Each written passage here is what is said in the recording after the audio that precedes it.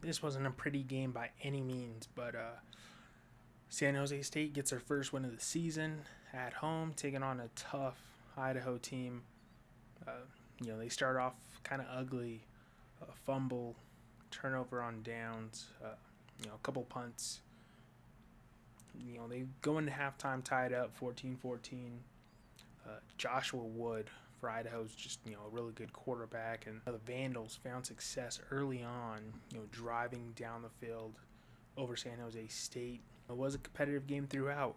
Walker Eget looked relatively, much more improved. Barry Bates and Floyd Chalk the fourth had pretty good days themselves, running the ball effectively. The biggest question mark for San Jose State, which we saw earlier from their past two games with Central Michigan and in Texas, was that their defense is just questionable. Really up until the very few minutes of the game, a fumble by Idaho State did them in, but relatively they couldn't be stopped by San Jose State. They had a couple of punts, but for most part of their 9 possessions, they scored 4 touchdowns in half of them.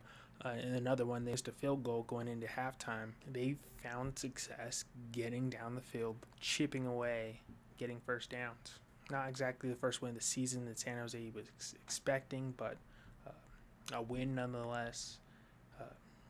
Start your season on the right track before you begin conference play. They looked improved on the offensive side, but the defense has a lot of work to do, especially when you're about to start playing some tough teams in conference play. 31-28 is your final score. San Jose State over Idaho.